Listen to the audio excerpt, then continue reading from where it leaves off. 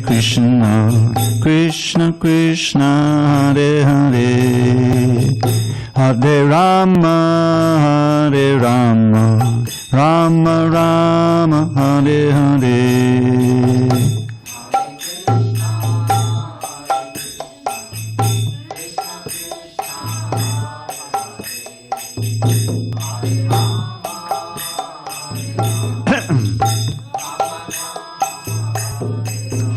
Hare Krishna,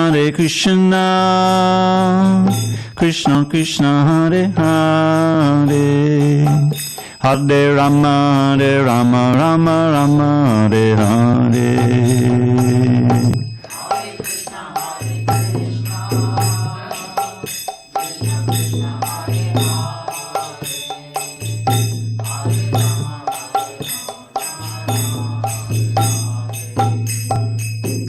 Hare Krishna,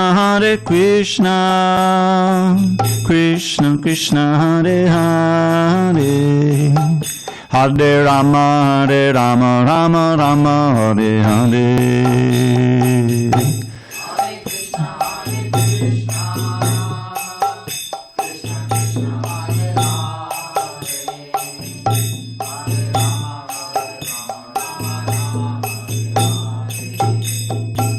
Jaya Radha Madhava Kunja Bihari.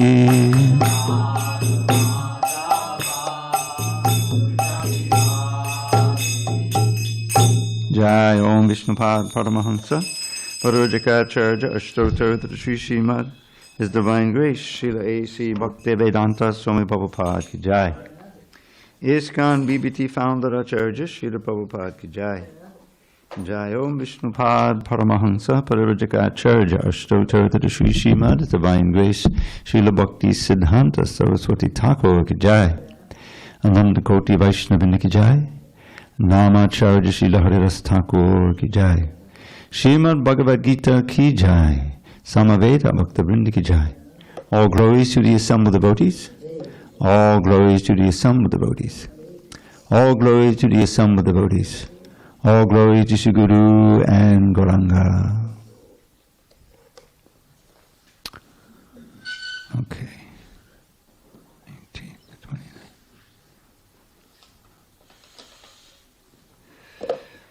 Well, welcome. We're going to be at 34, right? 33.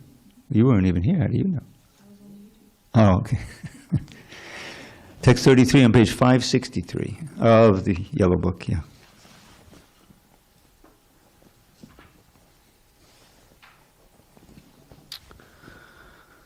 Okay. Om Namo Bhagavate Vasudevaya. Om Namo Bhagavate Vasudevaya. Om Namo Bhagavate Vasudevaya.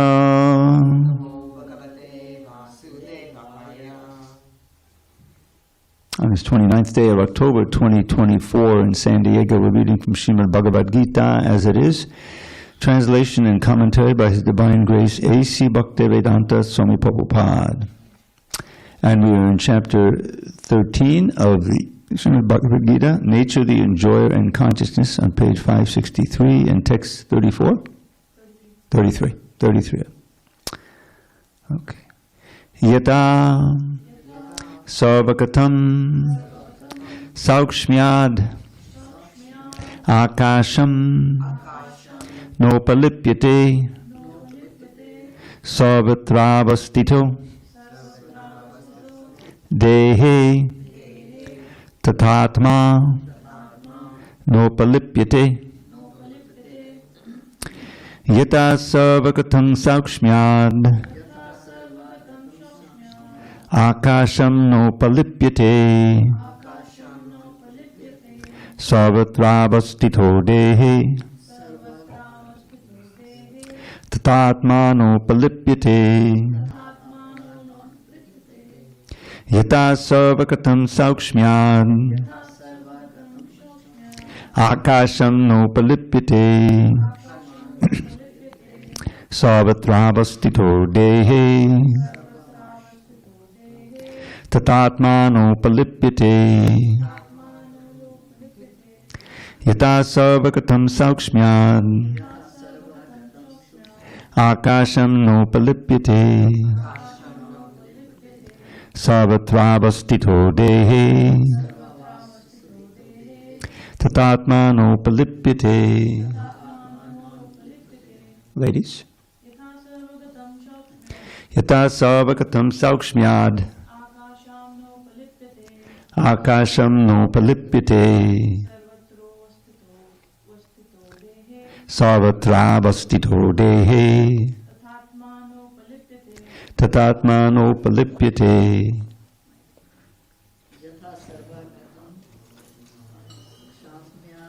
Yata sarvakatam saukshmyad akasham nopalipyate sarvatrabhastito dehe tatatmanopalipyate. 563. Text 33. You're on.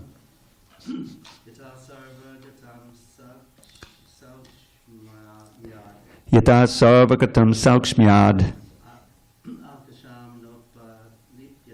akasham nopalipyate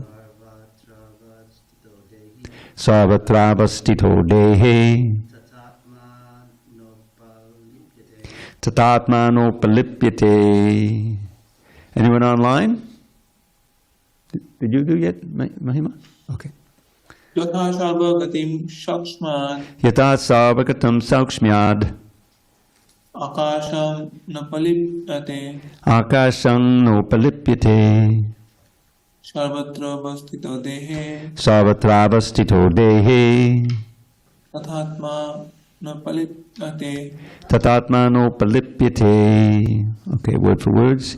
Yata, as sarvakatam, all pervading, saukshmyat, due to being subtle, akasham, the sky, na, never, upalipyate, mixes, sarvatra, everywhere, avastitaha, situated, dehe, in the body, tata, so, atma, the self, na, never, upalipyate, mixes. Now this is a little bit loud, but I don't know if there's anyone in here who knows how to turn it down. It's good. Is it okay? Yeah. Okay. All right. Translation. The sky, due to its subtle nature, does not mix with anything, although it is all-pervading. Similarly, the soul situated in Brahman vision does not mix with the body, though situated in that body. Purport. The air enters into water, mud, stool, and whatever else is there. Still it does not mix with anything. Similarly, the living entity, even though situated in varieties of bodies, is aloof from them due to his subtle nature. Therefore, it is impossible to see with the material eyes how the living entity is in contact with this body and how he is out of it after the destruction of the body. No one in science can ascertain this. Om Jnana Timirandasya Jnanandana Shalakaya Chakshur Unmilitam Mena Tasmai Shri Gurave Namaha. I was born in the darkest of ignorance, but my spiritual master Srila Prabhupada opened my eyes with the torchlight of knowledge. I offer my humble obeisance unto him and to all members of Sri Parampara.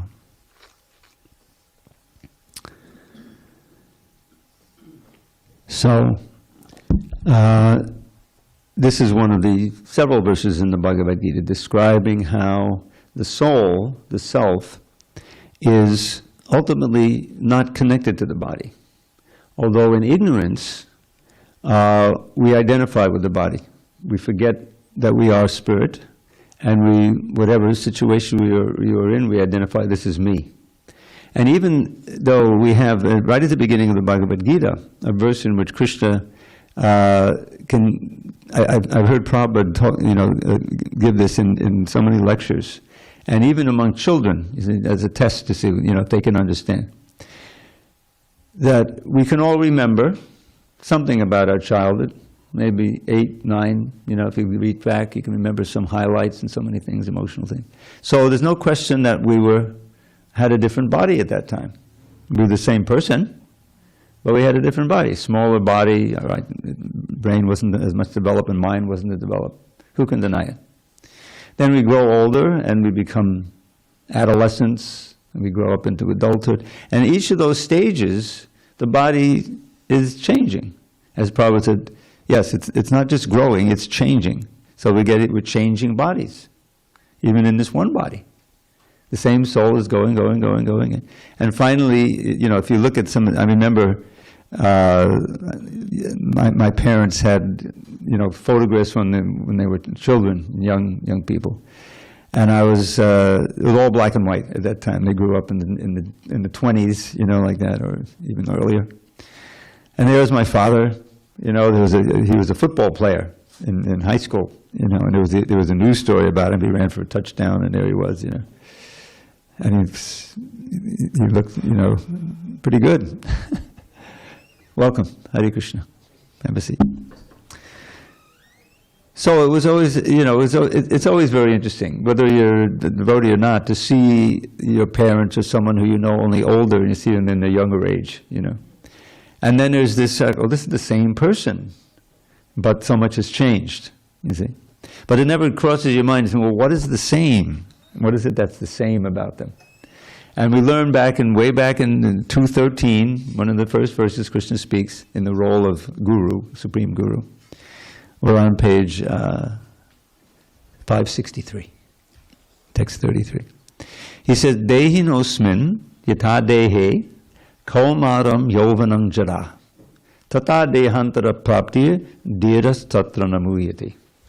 And this verse, if you just contemplate it, anyone can understand it, and it's like a light bulb going off. Oh yeah, this kind of proves it, that we're not the body. So dehina, you can easily remember what that means. It's in the body. It's not deha means body. Dehina means what's in the body. What's in the body is the soul.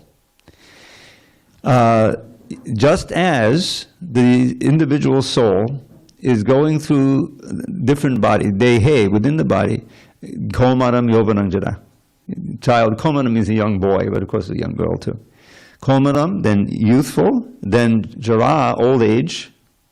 Similarly, the soul goes into another body after death. And Prabhupada, I've heard so many lectures where he says, doesn't that make sense? We're going through so many bodies in this body, so why don't we have a future even when we're 75 years old and practically at the end of our body? And we do. And interestingly enough, I remember back in the 70s when I started working on Back to Godhead magazine in 75, 76. There was a professor, Ian Stevenson. I don't know if he's so famous now, but he was pretty famous then. He was he was a professor in some university in the South. I forget exactly where, the south of the U.S. And he was interested in trying to see if he could get proof for transmigration of the soul. Because that's a big thing, Most people, you can't really tell that, and where's the evidence for it, Prabhupada would always tell about when he went to Russia. He was able to get into Russia. He spent 5 days in Russia. He initiated one boy, and he began preaching, and he set the seeds for the whole Russian yatra. That's an amazing story. But he met a professor, Professor Kotovsky. I always say, when I hear that name, I said, what a fortunate professor. He was ignorant, but he got to be part of the preaching movement, so he got to benefit. So he specifically told Prabhupada, Swamiji, when the body dies, everything is finished. And so he would use him as an example of a big professor who didn't even know the simplest thing. So what did this Ian Stevenson find? There was a nice article written by Jayaweda Swami about it. So he was trying to find cases that would be indicative of that, and he heard about how, especially in India, though it can be anywhere, children are growing up, and when they start speaking, they're saying things that, you're not really my mother. I really had another life, my mother died, in this other village. And they give the name of the village, like that. And in India, maybe it's just a few kilometers away, like that. Anyway, so he went to India. Somehow or other, there are more cases of that in India than anywhere else, but it happens outside too. So he went and he actually checked. He checked what this little child was saying. The parents were all thinking, this is crazy talk. But he took notes, and then he went to the so-called village, and sure enough, there was a lady named that who died there and confirmed the things he was saying. How did he know those things? There's no other way than he actually was a witness. You know, it's not that they were trying, to make some scam or something. And he found more than one. There was a whole book of these cases indicative of transmigration of the soul. So, okay, so when we read the Bhagavad Gita, that one little example Krishna gives is very telling. But if you think about it, it should change your whole perspective on what life is all about. Because if we just have this one life, then it kind of makes sense to see we can have as much enjoyment as possible. Because when we're dead, so you might as well go for it, right? Isn't there a t-shirt, YOLO? You only live once? Meaning, okay, let's let's party, right? That was the ethic of the hippies in the 60s. If it feels good, do it, because there was this straight-laced, after the war, after the World War II, there was all this effort to try to build things back up again in the suburbs and all this stuff. And so, but then came the Beat generation, led by Allen Ginsberg and others, and it was this whole existentialism thing, which is they just live in the moment, because the whole World War II said, you don't really know how much time you have, so try to. And then came the LSD and all of these hallucinations, and it really only lasted for maybe 10 years max, because what happened was the drug changed. And instead of LSD, they were taking amphetamines and all of these other things, and hard drugs. And the whole mood changed. There was that one Summer of Love, which Prabhupada happened to be part of, 67 in San Francisco. And young people were coming from all over North America to just visit it and see. I was one of them. I drove across country in 1968 just to see what was going on. I was a little late. I missed it. And I was too straight-laced, luckily, and then I came back. It's a different story. But so, the idea is that there's an intuition, there's this sense in many people that there's something more than just this material life. And Krishna says, yes, that intuition is correct. And you, as you are, as a spirit soul, you're eternal. There's a verse in chapter 20, in chapter 2, text 20, which kind of summarizes the whole mood there. Nijayate mriyate vakadachan nayam budva bhavita avanabuya. Ajo nitya shashvato yam purano nahanyate hanyamane sharire. Now in context, there's a larger context for this. Krishna is trying to get Arjuna to transcend or to put in the background his personal relationships for those on the other side. The whole Bhagavad Gita is spoken in the no man's land between two big armies, just before a big battle called the Battle of Kurukshetra. And I won't go into the whole thing, but Krishna was there because it was an attempt to reinstitute Dharma in the world. It had become eclipsed. There were so many demons and demoniac forces. So this was part of his plan, and there's this big battle. So Arjuna is the protagonist. He's a great warrior, and he's a friend of Krishna. And Krishna said, I'm not going to fight in this battle. So Arjuna said, okay, well, can you at least help me in the fight? He said, okay, I'll be your charioteer, which is a subordinate position. He's God. Krishna taking the role of the servant of his servant. So when it came down to it, Arjuna didn't want to fight because he saw on the other side that he said, take my chariot into the no man's land, this part between the two armies, so I can see who I have to fight. And there he saw his beloved grandfather figure, who had taken the role of grandfather when he and his brothers were orphaned at an early age. Their father was killed in the forest. And so there was Bhishma Dev, who happened to be a great fighter. He was elderly, but he was still a great fighter. And he was on the other side. Plus, Arjuna's teacher, he had trained him up in the art of war, battle, Dronacharya. So how can I kill them? And then he looked further, and there were cousins and relatives and so many people on the other side. Says, what's the point? Suppose I succeed. Suppose I conquer the enemy and I get the kingdom. But it'll be soaked with the blood of the people I love. Who cares? Who wants that? Let me just go off to the forest and I'll just beg, But that wouldn't really work. He knew that because he wasn't suited to that. He was a Kshatriya. He wasn't like, So he was just paralyzed. He sits down in the chariot, drops his bow, and then a few verses later, he utters a verse that really opens up the whole Gita. And this changes the relationship. See, Arjuna was an intimate friend of Krishna, life after life. This was his position. And so Krishna would, of course, he'd come back in different ages, and Arjuna would be there, but he'd forget his previous life. And Krishna never forgot. And so, they were talking friend to friend, but as Prabhupada points out, the friend can argue on equal levels, and so no resolution was taking place. So Arjuna knew that, so he says, Karpanya dosho pahata svabhava. He says, my actual nature as a Kshatriya has been stolen away by this miserly weakness I'm feeling, because they're all my friends on the other side.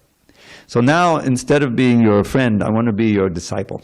You see, Shishyasteham shadiman tvam papanam. I surrender unto you. Please instruct me, tell me for certain what I should do and why I should do it.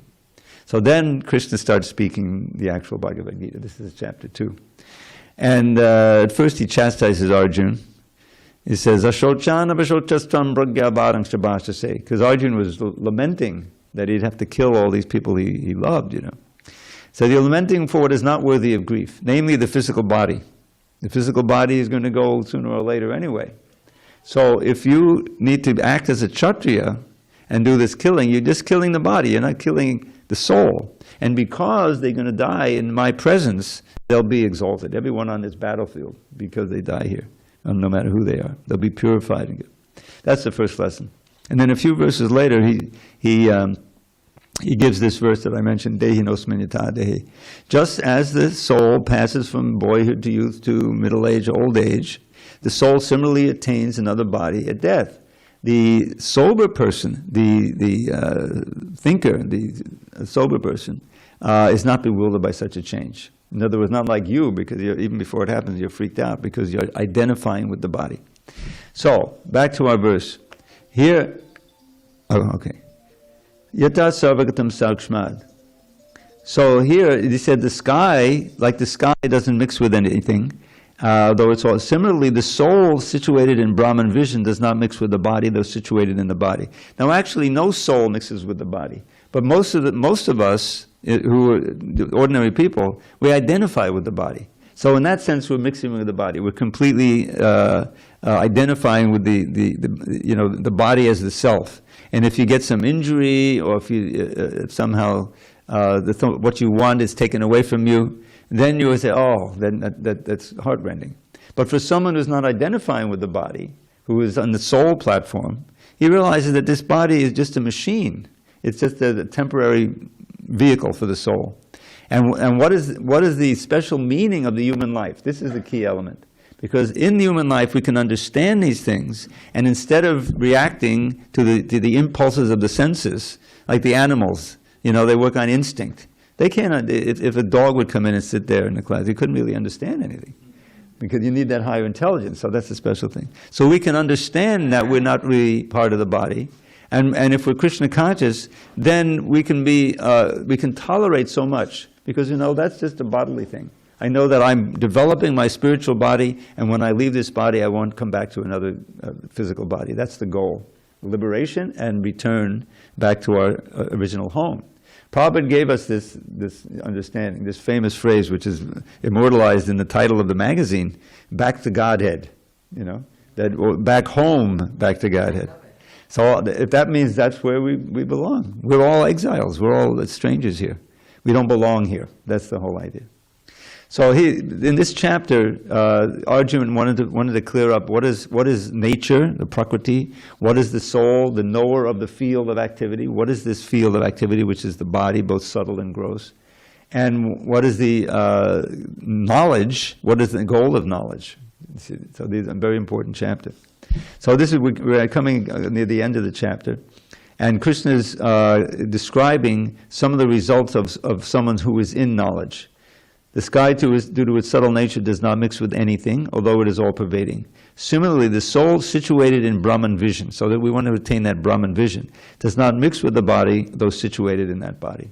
So really, no soul mixes with the body, but only those who are in Brahman vision, who are understanding, can realize that, and live in the body and be very tolerant with all the changes that are taking place. Not to be swept away by something that you may want, that the senses are attracted to, and not to be thrown for a loop if some pain or suffering comes from you. If someone insults you, just who cares? They don't know who I really am. What's the big deal? Whereas someone else who's totally, if you look crosswise at them, they take umbrage, and they'll insult you, like that. But someone who's tolerance, this is the nature of a self-realized soul is described in the third canto. This is called, what is a real sadhu? Sadhu is an English word by now, right? Sadhu Sangha, or for short, satsang. So, but what is the nature of a sadhu? And Lord Krishna, in the form of Kapila Dev, he explains, Krishna also mentions here, Apichet Suraracharo Bhajade Mamananyabak Sarudeva Samandabhak Samyak Bhavasito Hisak, in the 9th chapter. It says, even if one may happen, you notice that they perform some sinful activity, not that they're sinful all the time, but you'd say. But if someone is engaged in my service constantly, then they're sadhus, because they'll become purified very quickly, So Kapila Dev gives a very distinct description. Tatikshava, karunika, surida sarvadehinam, ajata shattravak shanta, sarabhak sarubhushana. So he says, these are the ornaments of the character of a sadhu. First is very tolerant, Tatikshava. That tolerance, you can see, is such a rare characteristic now. People are always, ready to be, get their umbrage up, right? But to be tolerant. And what goes with that? Karunika means merciful. Someone and you see the next verse, he says, well, how does one get these qualities? By being a devotee, a pure devotee, basically. But a devotee of Krishna automatically feels, I have to share this, because this is the greatest treasure one can have. And that's why these books are so important. Prabhupada told that he wrote the books with great effort, but then he wanted us to distribute them and then translate it into all these languages, and now there were 70, 80 languages are going everywhere. So that was his desire. He worked hard on the books and the movement, and then he had his agents, his disciples, who would carry it on and give to because it's what the best benefit for everybody to have this. So he's saying the Tikshiva and merciful, Suridak Sarvadehinam, the friend of all living entities. In other words, try not to do harm to anyone, to anything, you see, but rather giving benefit by giving knowledge by which they can start on the path back home, back to Godhead. Because, just intuitively, even if you know nothing about Krishna consciousness, you can see that the greatest challenges that one undergoes in life are basically taking birth. We forgot about it, that's a blessing, but it's a very traumatic experience, not only for the mother, but for the child. And then old age eventually comes, which is fraught with so many diseases, you see, and finally death. Now, I worked in a hospital for over a year, and that's where all of these things are very prominent. Birth is taking place as part of the hospital, but then there's all these other patients with all these diseases, I saw so many people die. I was an inhalation therapist, someone who brings the oxygen, I'd run up 999, whatever they had the code, So, but people who are identifying with the body, it's terrifying. It's like a great abyss. You don't know what's going to happen. It's completely, you see. And before the death, there's what the nurses would call terminal restlessness, where people start to see the agents of Yamaraj, and the dogs, and they get they're hallucinating. They give them a pill, to sedate them and everything. But it's very real, And so that's so birth, old age, disease, and death. Krishna says that's part of knowledge. Realize it. How can we escape from that? How can we end that? By getting liberation, mukti. But that mukti, if it's not a liberation as a byproduct of bhakti, then you're not really fully liberated. You may go to the Brahman, you see. Oh, now I'm in the Brahman. Brahman is this white light, the pure spiritual light, you see. And now no more death, no more birth. Okay. But I give the example, I've never been in one of these, but you may know about them, the sensory deprivation chambers, where you lie and the temperature is exactly comfortable, and you're practically weightless in there, and you say, nothing. So, what time is it? I got to go to work, right? You can't stay in there.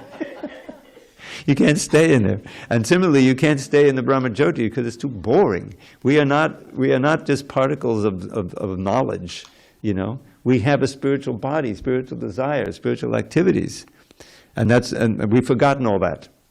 So unless we go back to the spiritual world where we revive our eternal loving relationship with Krishna, which is ever fresh and ever new, you see, and we live in that, we cannot be securely back in the spiritual world. And then we'll just come back to some material thing.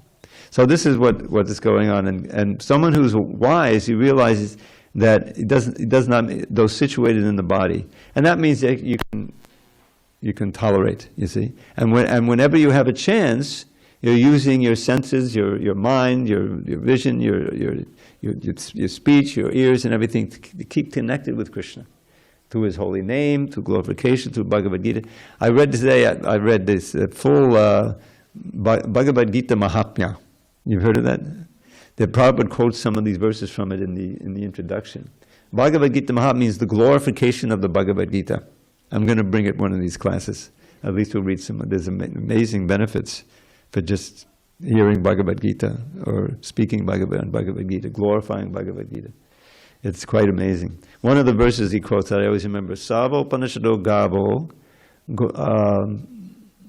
Dogda Gopala Nandana Sudhya Bhakta, I forget the Sanskrit exactly. But he says all the Upanishads are like a big cow. And Krishna is milking all those Upanishads to give the milk of the Bhagavad Gita, you see? And he's giving that milk to the calf, who's Arjuna. But as we know, the calf doesn't drink all the milk. So all the other, we can also drink that milk, that purifying milk of the Bhagavad Gita. Okay, any questions on this verse? I have kind of a silly question. Can you define Upanishad for me, please? Upanishad. Yeah. Upanishad, it literally means a work of literature, spiritual literature, that brings you closer to God. And there are 108 major Upanishads, of which the Isha Upanishad is one of the main top 12. And it's interesting, because many of the Upanishads, they take you as far as this Brahman that's mentioned here. But they're not really much into bhakti. But there's a few that are. Gopal Tapani Upanishad. Gopal means Krishna. And Isha means the Upanishad that deals with the Supreme Controller, or God. And Srila Prabhupada, there were some nice Vaishnava commentaries on that. And that was one of his earliest books. He serialized it in his magazine in India. And I got to work on that book. So the Upanishad, but the word Upanishad means bring you nearer to God. That which can bring nearer to God. Yeah. All right, let's read the next one. Yata prakasha yatyeka kutsnam lokamimam ravihi chaitram chaitri tatha kutsnam prakasha yati bharata. O son of Bharat, as the sun alone illuminates all this universe, so does the living entity, one within the body, illuminate the entire body by consciousness. Purport. There are various theories regarding consciousness. Here in the Bhagavad Gita, the example of the sun and the sunshine is given. As the sun is situated in one place, but is illuminating the whole universe, so a small particle of spirit soul, though situated in the heart of this body, is illuminating the whole body by consciousness. Thus, consciousness is the proof of the presence of the soul, just as sunshine or light is the proof of the presence of the sun. When the soul is present in the body, there is consciousness all over the body, and as soon as the soul has passed from the body, there is no more consciousness. This can be easily understood by any intelligent man. Therefore, consciousness is not a product of the combinations of matter. It is the symptom of the living entity. The consciousness of the living entity, although qualitatively one with the Supreme Consciousness, is not supreme, because the consciousness of one particular body does not share that of another body. But the Supersoul, which is situated in all bodies as the friend of the individual soul, is conscious of all bodies. That is the difference between the Supreme Consciousness and the individual consciousness.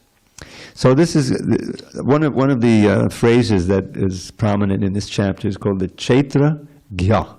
Gya means knower, and Chaitra means field. The field of our activities is actually this body. Now you may say, well, I have a much larger field because I work here, I do this, I get online. That's my field. But when you think about it, everything that you're perceiving is actually a result of some stimulus of one of your senses. You may feel, oh, I can see this, I can see that, I can see the stars, that's my field. But actually, it's what you're actually perceiving. It's all some light that's hitting your retina, right? The eyes, and so that's how you're perceiving it. Same thing with the sound. It's things strike the eardrum, in your view. So this is actually your field of activity, is the body. And early on in this Bhagavad Gita, I think text 3, in this chapter, text 3, Krishna says, I'm also the knower in the field. Chaitra ginchapimam vidhi sarva chaitreshu bharata. So there's not one knower of the field, but there's two. There's the individual soul and the super soul. The difference is that super soul, he knows every body, every space body that there is. Not just human beings, but lower animals also.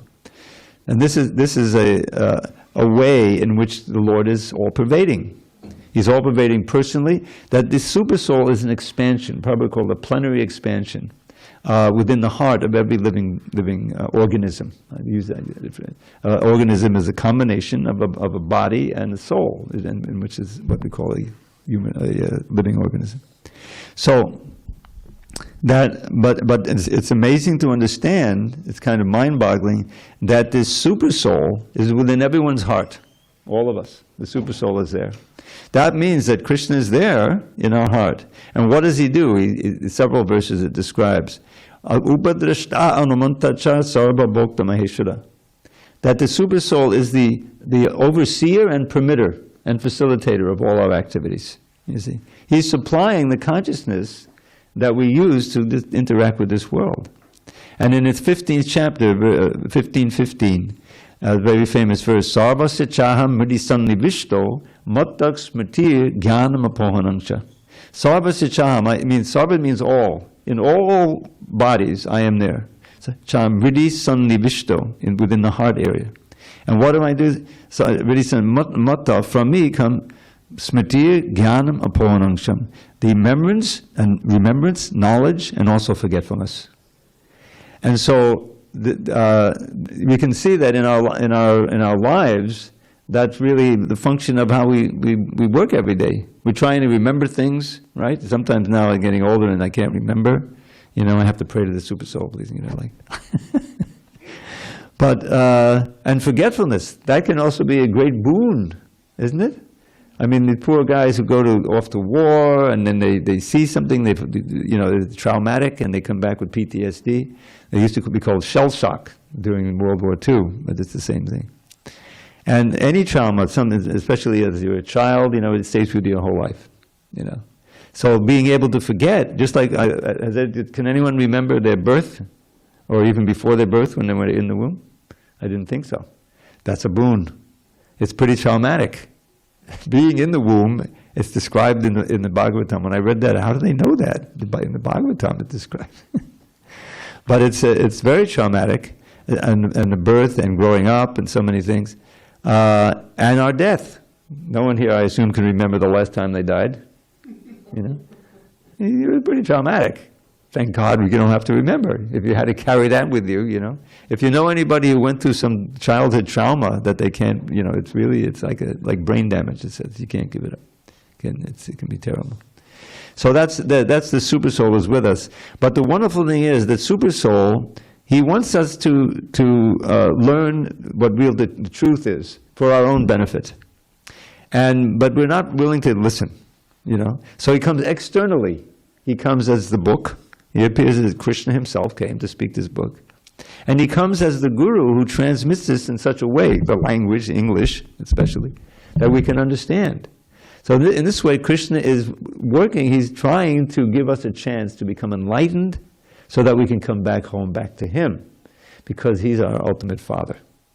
Sarva yoni shakuntaya murti eksambabandaya tasam brahma mahayona aham bija padakpada. That one line. I am the seed-giving father for every living being in this world. And it means that he impregnates the material energy with all of the souls, countless souls, that then take up, due to their past life and the karma, in whatever body, eventually all come up to a human body. And at that point, that's when we can receive this knowledge and actually accept it and make use of it. And so that was Prabhupada's mission, and he succeeded. You know, his last 12 years of his manifest presence on this planet, in this world, he amazingly came to America with no money and no contacts, basically. You know, can you imagine? If I heard Asha said she's going to India, I don't. I mean, if she did tell me that, you know, she might be telling me that one day. And I don't. I assume that she knows where she's going to stay there. She has contacts there. She has. It's not that you just go with no money and no kind of. Let me see what it's like. No, that doesn't work. But Prabhupada did that. He trusted in Krishna, and he was able to start the movement. And 12 years it became worldwide. It's still growing, because it's the real thing. This movement, by especially chanting the holy name, you are immediately in the presence of Krishna. And by reading Bhagavad Gita, you're with Krishna. He's there in his words. And that's why Prabhupada wanted us to learn how to chant the Sanskrit, because that's the original language, and it's so powerful. It's a special language. Sanskrit means perfectly composed, Sanskritam. And so many words in the Sanskrit language, you can see how they came into the English language, The word name, hello, Hare Nama, Matra and maternal, and mother. Mrityu and Marcha, mortal. Mortal means death, or in death, and Marcha means death in Sanskrit. So it's really the origin of all languages. And it's so much that this is the Sanskrit in Bhagavad Gita is pretty simple. But when you get into the Srimad Bhagavatam, there's so many, the beauty of the language, and so much knowledge, and so concisely expressed, Nunam pramatta kurute vikarma, yadindriya pritaya apinoti, nasadu munye yata atmanoyam asannapi kleshada asadeha. This is a verse by Rishabdev, who's an incarnation of Krishna. He says, certainly, nunam pramatta kurute vikarma, those who perform sinful activity in the pursuit of pleasing the senses are certainly mad. Because by doing that, they're sure to get another material body, which means a lot of suffering. And because you perform vikarma, or sinful activity, the suffering is increased. So, but the Bhagavan just doesn't leave you there. It says, well, here's another way of acting. Here's how you can use the human form of life properly to come to the point of ending all your suffering, and more, on the other side, diving into an ocean of happiness, eternal happiness. There's no eternal happiness on the material plane, obviously, because the body itself is temporary. But if you can tap into that spiritual reservoir of pleasure, which is service to Krishna, then you can experience that, even up to the point of death. We've had experience, even with our God brothers, God sisters, where they were very peaceful and even joyful. I remember Padmavati. You remember Padmavati? Maybe 2011? Were you here in 2011? And before? Maybe it was. But you were here. You've been here forever. Yeah. He's been here for 400 years. I don't know if you know that. He always comes. Anyway, Padmavati, and she had a disease, a COPD, and finally she would come to my class. She would sometimes be the only lady. I said, I can't give class to just one lady. You have to bring someone with you. So she dragged someone to come, Anyway, so she finally called me up in January of 2011. It happened to be a Ekadashi. And she says, I'm going into the hospital. I said, what's the matter? I'm having trouble breathing.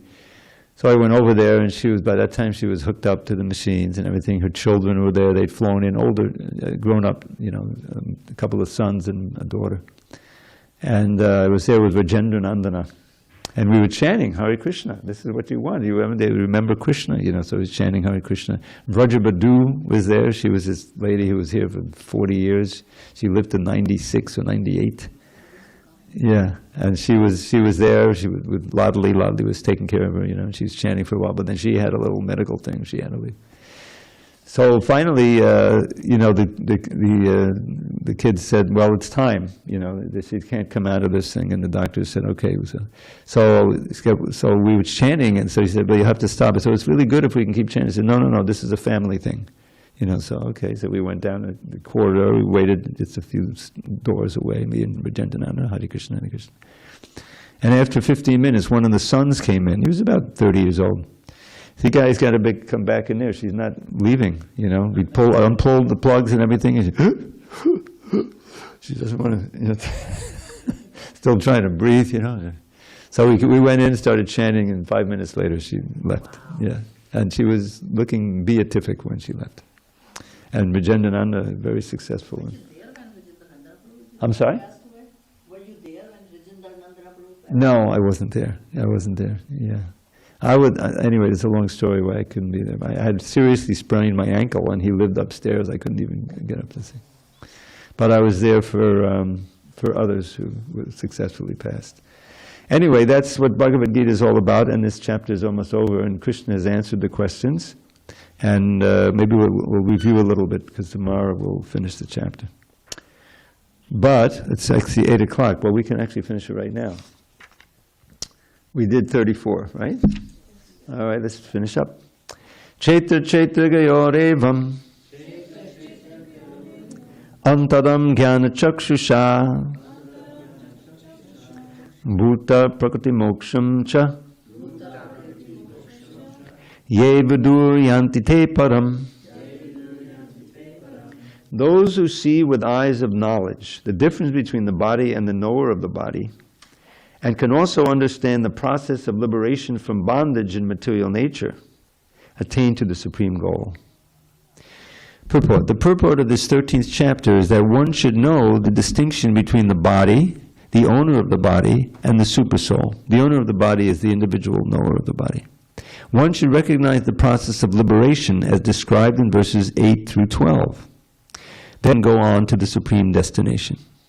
A faithful person to hear of God and thus gradually become enlightened. If one accepts a spiritual master, one can learn to distinguish spirit, and that becomes the stepping stone for further spiritual realization. A spiritual master, by various instructions, teaches his students to get free from the material concept of life. For instance, in the Bhagavad Gita we find Krishna instructing Arjuna to free him from materialistic considerations.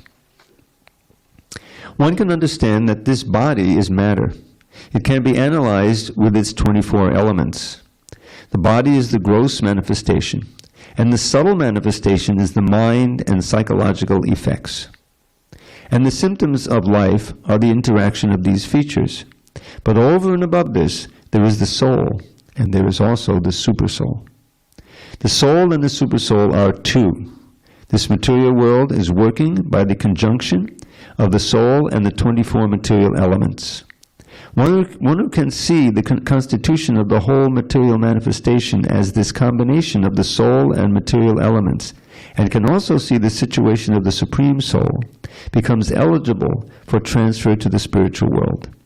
These things are meant for contemplation and for realization, and one should have a complete understanding of this chapter with the help of the spiritual master. Thus end the Bhaktivedanta purports to the 13th chapter of the Srimad Bhagavad Gita in the matter of nature, the enjoyer, and consciousness. So this kind of knowledge, which is, it's kind of like a Sankhya thing, Sankhya yoga, where you analyze everything. And here Prabhupada mentions these 24 elements. Let's see if we can remember what they are. So we have the 8 gross elements that are mentioned in the 7th chapter: earth, water, fire, air, ether, mind, intelligence, and ego. These are 8. They're inanimate, but this is the building block of what is known as the chaitra, or the body. Earth, okay, earth is just solid matter, like the bones. Okay, water includes all liquids, the blood and the lymph and everything else that's making it. Water, fire, think of the fire of digestion, right? If you eat, you don't have to fire, you can't digest. Fire, air is going in and out. Earth, water, fire, air, and ether. Now, ether is the subtle element. It's kind of space. That's where everything needs space to take place, And then comes the subtle elements, the mind, intelligence, and ego. Now those are also inanimate, but they're much closer and closer to the soul, to consciousness. But they're not consciousness. And when the gross, so we have this gross and subtle body. Prabhupada is like a coat and a shirt. You like that. The shirt is, and then if you have the coat over it, then that's the external body. The shirt is the subtle body. So when we die, or during our life, we're recording so many thoughts and desires come in and develop through the senses, right? We have the knowledge acquiring senses, the Gyan Indriya, which is what we commonly call senses. We learned in 3rd grade, the 2nd grade. You know, the eyes, the ears, the touch, the taste, the smell. You see, eyes, ear, touch, taste, smell. Ear, touch, taste, smell. And what did I leave out? Eyes, ears, touch, taste, smell. None. So that's 5 knowledge acquiring. And then the active senses. For a devotee, what's the most important active sense? The voice. The voice. Hearing is a knowledge acquiring. So then you have the voice, you have the hands, you have the legs, you have reproductive organs, excretory organs. So there's 5 of those. So you have 5, and then you have 8 of the elements. We're up to 18, right? And then, let's see, how do we get to 24? There's 6 more. I'm forgetting.